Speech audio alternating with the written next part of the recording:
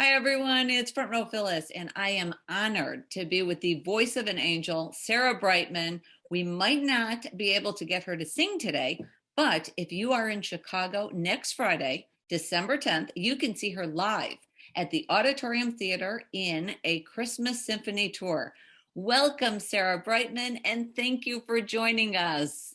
Oh, it's lovely to talk to you. And I love Chicago. I always have a great time. They have lovely museums and the arts are great and that wonderful water everywhere. And of course, the wind, which we know about. But no, it's great. It will be great to be back. Yes, and we are so excited to have you back. I have to say that you look like an angel, you sound like an angel, and it's no surprise you are the biggest selling soprano in the world. But is there a category that you would put yourself in? Category I put myself in. Do you know? I don't know. It's very because with I'm sort of two different people. When I'm working with art and doing what I do that the audiences see, I'm very committed to that. I'm very involved, and it's all things which are in my imagination. But in my normal life, I'm actually really, really normal, and I have Right. two dogs. I have a nice guy I go out with, and I've got a big family, and it's I feel very lucky that I can have those two roles in life. Right, that you could go back and forth. That is so, I think it's funny because probably when people meet you, they have a different, the persona of who you are and what you are, but you're just, just you. You know what I mean? Well, it's part of me, and I think this is often why people love to come to concerts, or they have a favorite artist or a favorite kind of show, because it kind of their alter ego, their other part of them, which they also are, but maybe don't get to play in Right. life. And so I think it's quite an interesting subject. I'm sure a psychiatrist or a psychologist would have lots to say about it. Exactly. Exactly. Well, I don't know. You have had such an interesting start to your career. And I don't know if everybody knows this, but you started in disco. So could you tell us a little bit more about that?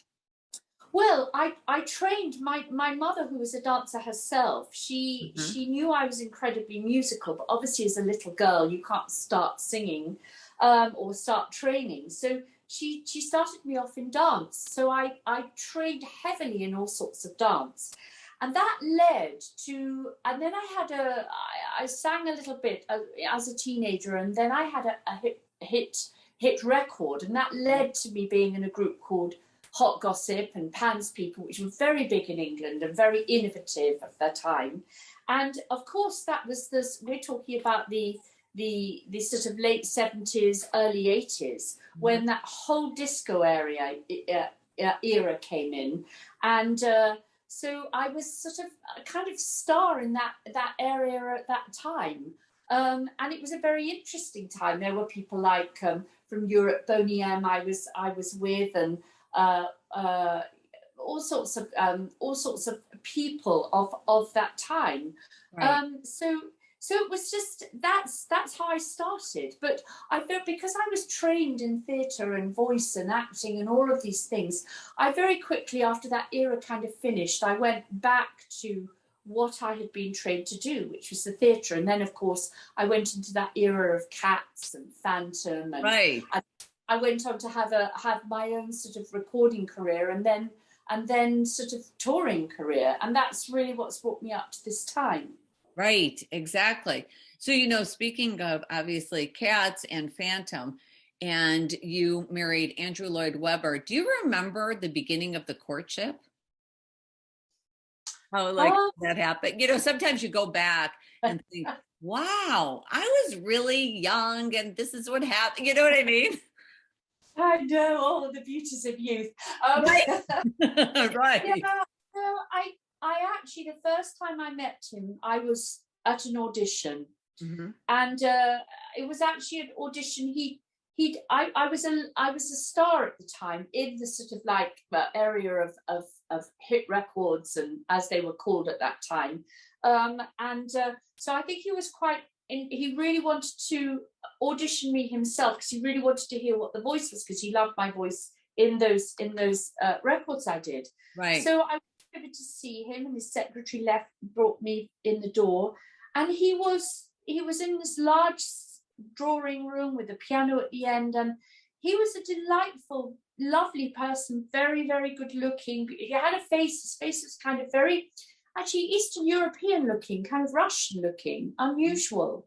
And it was a very sweet, I sang a couple of things, and I sang a bit of Don't Cry for Me, Argentina. So it was a very, very sweet introduction to him. But I mean, there's no way at that time we knew that we would be married at a later time or have anything to do with each other in that way. Right. It's interesting how like things change and, Yeah, they blossom. right. And the stars line up and you know what I'm saying? And it's They all really do. right. And it's all kind of Yes. like meant to be. So now would you, in the perfect scenario, and they told you that you could go back to musical theater and you would only have to do 1 or 2 shows a week, would you ever return back to a production or musical theater?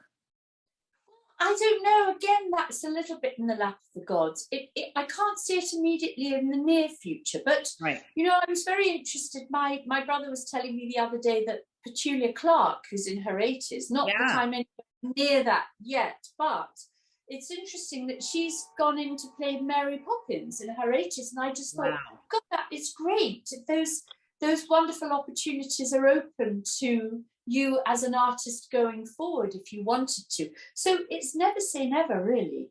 Right, exactly. So now you just kicked off. Let's talk about the tour because that's all we want to talk about. We're so excited is that you just kicked off the tour just, here in the States, I think last month. Now, how did that feel to be back on stage in front of a live audience? Because I know last year you did it because we were all still shut down and you did it the first ever global streaming event. So, what did it feel like to be live in front of the audience? It's been such a relief for all of us. Right? And what you realize, and I think a public realize it as well, that how much you miss the arts when it's kind of taken away from you, and you realize how important actually it is for everybody's soul. Yes. And to be I did actually, when we had a little bit of a break from the lockdowns in England, I went to a lovely festival called the Buxton Festival. It's in a county called Derbyshire in England. It's up in the north. And they have this beautiful opera theatre, and they had actually a little light music that they were playing. It was a one-off there. And it was packed in there. Everyone was quiet with their masks on. And at the end, literally every person was crying, not necessarily because of the musical. It was just that sort of communally enjoying art again all together. It was just such a relief for people. It was very moving. So I find that the audiences are so warm. I'm very happy to be there. And it's, I've really been responsible about this because obviously we have a choir and we have an orchestra and myself and other guests on stage, and we've all been double vaccinated. We've all had boosters. We all have tests all the time. We're really, really responsible about this. And I think the theatre, has been proving that it is safe to go if you take all the sort of precautionary steps you have to. Right. So, I understand it's difficult for people, but at the same time, it's very important mentally to get out there and to get things going and become normal again, because we are getting there. Yeah, no, I completely agree. I remember the first show that we did, the same thing.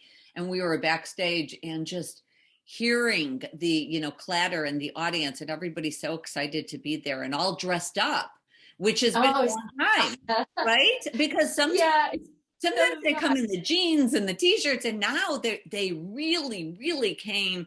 It was, one of the musicals, and they all came dressed up in suits and women in beautiful dresses. And I'm like, this is how it's supposed to be. Yeah, I know. It's an occasion. I know, it's lovely. So everything suddenly now, again, has become quite precious. It's an event when you do something, which I love. Even eating in a restaurant, it's nice. It's lovely. It's absolutely. So, I have to go off subject for just a second because I have to tell you that You look like a doll and your skin is flawless. So I need to know, I think my audience needs to know, what is the secret? You know, I got it from my grandmother. Oh, My grandmother, I mean, she was wonderful. She went through a war. They didn't have great things to eat in Britain when they were, you know, all through that time. And then she didn't have much, but she always had this glowing, beautiful skin. And wow. I luckily inherited it because people say, God, you've been up all night and you've been working all this time and your skin looks great. How do you do it? It's just genetic. So I'm Wow. lucky. So blessed and so lucky. Thank Wow. you. Well, I have to tell you, Sarah, I know that you have a very full day, and but I thank you so much. You have been an absolute delight, and we cannot wait to see you next week at the Auditorium Theater in Chicago. And thank you so much for talking to us today. No, I had a lovely time and I really look forward to coming to Chicago. Thank you. Thank you. We can't wait. Have a great Okay. holiday season as well. And to you too. Bye. Thank you.